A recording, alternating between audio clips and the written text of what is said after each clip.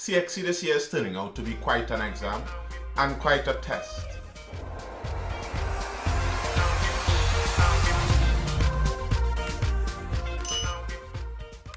The Caribbean students this year that are writing CXC, the CSEC exams and CAPE exams that are both held by the CXC Council.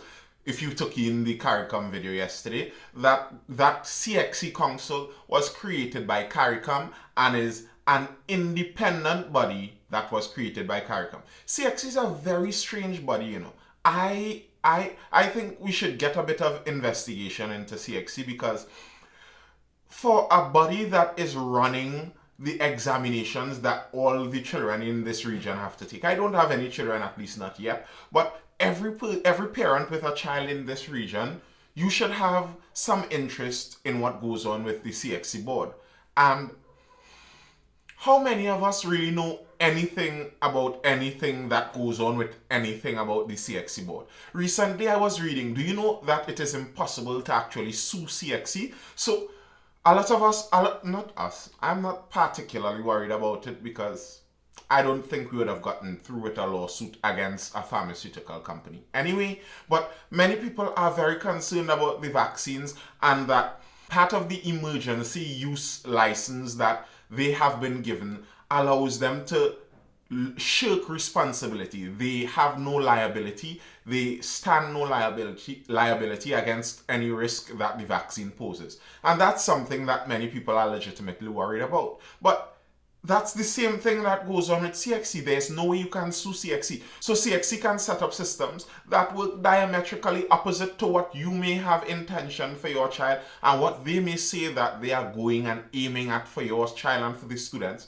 And there isn't really much recourse you can do. The most I've seen, last year I remember that Guyana stood up very strongly for their students when the madness with the CXC results happened last year, and a lot of students got results that they weren't expecting. Guyana was one of the few territories that I saw actually stood up for their students. And it's understandable coming from Guyana, because when you look across in Guyana and you look at Guyana for CXC, they have students doing 24 subjects, 25 subjects. The Guyanese is serious about their CXC. They're serious about that level of schooling, and you see it in how they reacted when CXC made the errors they made last year. And Guyana was very quick to threaten that they are going to take out all their students out of CXC and carry them back to the British system. And I believe it was upon the Guyanese threat that the most action was taken by CXC. So maybe the Caribbean parents and the Caribbean governments as a whole need to be paying a little more attention to CXC. Allow them to be more dynamic, change with the times and change as we see things changing. And things are changing. The students this year have a lot of trials to go through. For number one, the most obvious one of them being the COVID-19 pandemic. We are in the middle of the pandemic still. Many territories are seeing that we have fluctuating numbers in terms of the cases. I don't think there's any territory in the Caribbean that would, well, I think Bermuda may be one of them, but in general, CARICOM, I'm not sure there are many territories, if any, that can safely say they have the pandemic properly under control. And if you do not have the pandemic properly under control, to have students moving around to do an exam is already a difficult thing. And then these students would have had a year, an entire schooling year, the entire schooling year that leads up to this exam would have been done in a different method, a method that no school has ever done in the Caribbean for that length of period of time. They are, just as we're talking again to compare it to the vaccines, just as we're talking, some people are worried about they're experimenting these vaccines on us. Well, these students are the experiments for this new exam. But here's the kicker with it. It's not even a new exam. They are sitting, for the most part, the same exam. And that's the complaint I was just making with CXC. They are sitting the same exam basically, just with a few little tweaks, where the tweaks that CXC did nearly seems like we were under pressure. Let's just see the minimum we could do without doing actually much, and that's what we'd let out there. We'd give them some information. That was one of the things they did. That was supposed to be the grand saving grace for these young children. We are going to give them some information on the topics that are going to come for exam.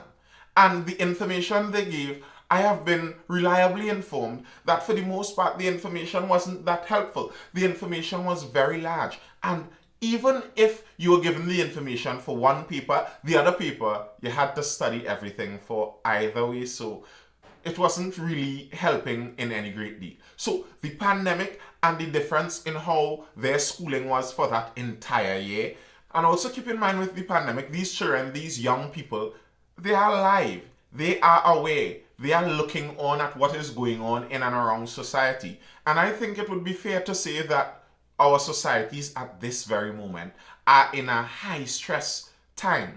And if the society on a whole is in a high stress time, you're seeing some people doing some strange things and saying some strange things, and friction is increasing between different parts of the society. These things would affect children. The children are seeing this, they are feeding off of the energy that is being given off within society. So the pandemic and changing their schooling, the pandemic and changing the stress levels in society. Then there was the volcanic eruption over in St. Vincent. And then in Guyana, there were the floods for the past month. And then to add to all of this, we are in the middle of another tropical system, another weather system where a lot of rain is being dumped and flooding is prevalent. I believe there are floods in Tobago, there are floods in Trinidad. I think there were floods in Barbados when Hurricane Elsa recently passed over the weekend it was. There were floods, I think, in Jamaica.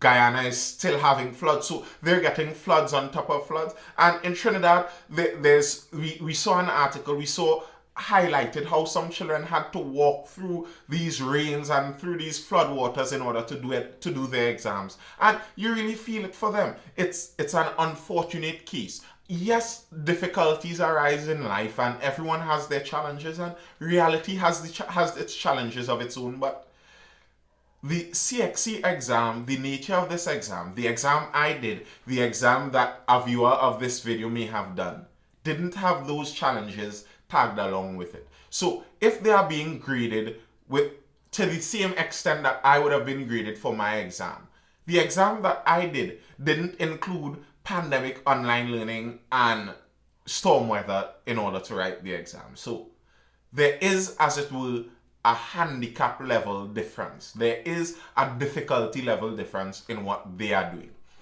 Let's see how the details of that event went. Rain soaked students on way to exams at Holy Faith Convent. While the rain poured on Tuesday, students of Holy Faith Convent in Couva scrambled to secure their belongings as they dashed through the rain on the way to write their Caribbean Secondary Examination Certificate (CSEC) and Caribbean Advanced Proficiency exams (CAPE). Those who did not carry an umbrella got wet as they walked from the school's gates to their classrooms. The students had been barred from carrying a school bag into the compound unless it was transparent, but those who could not afford to buy a transparent bag either had to secure their possession in a clear plastic bag or carry their belongings in their pocket. This meant that some children went without water, lunch, or an umbrella despite the downpour. Parents who gathered outside the school expressed frustration with the policy, saying students should have been allowed to come to school with a bag. My child is writing English examination this morning and English paper 2 in the afternoon. I had to take the day off from work because I need to bring lunch for her. After all, she's not allowed to bring a bag, one parent said. Another parent said she dropped off her daughter's lunch at 9 a.m. with the hope that she will collect it from school officials. However, another parent of a Form 6 pupil said she was disgusted by the callous behavior of senior school officials. They don't care about the students who have to travel. Our children are in distress this morning, she said. They're nervous. Some children wanted to cry. It has children who not doing exams they wrote in January and they're not coming back to write today because of the stress of this nonsensical policy. Some children just want to write and get out of this school, she added. Another parent said some of these children have to travel to get to their exams, and the principal telling them they cannot travel and come to school with their phone. So what happened? The school cannot put a place for children to secure their phones during exams, just as they do in all other schools. The school couldn't have been reached for comment, obviously, and the Roman Catholic Board, which may preside over this Roman Catholic school, couldn't have been reached for comment either, and the Minister of Education gave a copy and paste kind of comment that there are some rules that CXC abides by, etc., etc. Very likely, the Minister of Education may not have anything to do with the specific school policy. In fact, the religious board that presides over the school may not have anything to do with the school policy. A lot of these individual school policies come from the school principal themselves. And, I find if you want to see people and their traits intimately, give them some power. Sometimes you give people some power in some little insular institutions where they have a chance to run it nearly as their own show. And when you see what many people do if given the power to do it, you understand that humans aren't all just naturally good. We do some really strange things. And one of the problems that I see existing in our school system and in our systems as a complete thing, in our systems as an entirety, is that a lot of the older heads that may be in charge of controlling these systems are very slow to change as the world around them changes. I remember when I was attending high school, secondary school, and there was the rule in most schools that no camera phones are allowed. First, it was no phones at all. And that rule lagged behind the presence of actual phones in society, and eventually they changed it to no camera phones. And if you know about how technology progressed during that time, in a very short period of time, basically all phones became camera phones. So it became, and many schools were very slow to change that policy. So you'd find yourself very regularly with the ridiculous situation where the child's only phone is a camera phone, and a school has a policy that they don't allow camera phones. And now we are slowly attempting to change out of this. And even some of these policies that we have that are archaic, as technology changes, as technology becomes more infused with life, some of these schools would be thrown in the background because of how they run things. I think the schooling system on a whole may be changing. The contemplation I did yesterday had to do with the different ways in teaching. And way more people learn online now than learn in school. A given student, and this is even beside online schooling, I'm talking about general social media use, general internet use. And when I'm saying learn, I'm speaking about retaining information, getting new information that you store in your mind. More people and more children get information from online sources. So the style of teaching that schools may be doing may slowly be becoming obsolete. And I think if you look at the battle that is happening right now in the US, many parents are casting a new eye on the school system, because with the pandemic, where some parents became very much more aware of the content of some of the lessons that their children are going through and some of the things that their children are learning, some parents were not pleased with it. And I think that is what we need to get more of. We need to have more parents involved in their children's schooling. And as more parents get involved with the schooling, I think we'd see a difference in the way our schooling and education systems in the Caribbean is structured. Because it isn't structured in an idealistic way, and it is changing way too slowly to keep up with the changing times. If you look at society, if you look at reality, if you look at how life exists around us, and how it has changed within the last decade, within the last 20 years, and then look at schooling, and tell me when last has schooling changed in the approach they have faith. Obviously, a lot of the information isn't going to change. If something is factual knowledge, it will remain factual knowledge. But the nature of how the system is run, and it's not like we have already conquered it and we have already found the perfect way of doing it. It's not like we have found the wheel, so there's no purpose in reinventing the wheel. We know already that the system of education is flawed. You ask nearly everyone inside the system, anyone controlling the system, anyone observing the system, everyone willingly admits that the system is flawed. So it's not like we have attained perfection, so we are not trying to spoil a perfect thing. We know that the system needs tweaking. So could we possibly tweak it at a faster rate and keep up with the time a bit better? Even if we could tweak these exams, even if we could tweak the schooling, a problem would always remain. A problem that was seen even in the raining out these students attempting to reach to their exams. A parent highlighted it. The children, the students that had to travel to school had it worse. And with each added difficulty you add to the school system, that's what you're doing. You're cutting out students from the bottom levels. So it's either going to be that if you are a student who isn't privileged enough, you are going to have to try triply as hard as you would have had to have done before, or you would fall out from the system. And the more difficulties, the more challenges that you create in the system, even if you're saying that, yes, these children have to go through these things, this is life, this is reality, it's going to just strengthen the children. Well, it may strengthen some, and it may cause some to just fall out totally out of the system.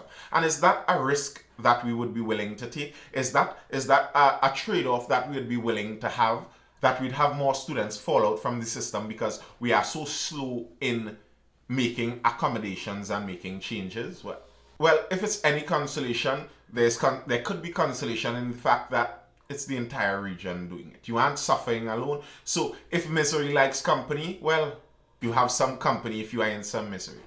If you are a CXC student and you are watching this video, well, I'd be wondering why you'd be watching a video this long while you should be studying in the first place. But if you are a student and you are watching this, good luck in your exams. I hope you do not get wet going to your exams. And if you are a student at Holy Faith Convent, possibly plastic bags may be better. Don't forget to click that like button if you like the video, and share the content to those who may like this style of content. And drop a comment, tell me what you think. Tell me what you think about the present CXC situation. Tell me if you have ever thought of a possible solution for how our education system is structured. What is a better way that you think it could be run? Comment and tell me, and I'll see you tomorrow for the next video. And you feel the music, rising with the time.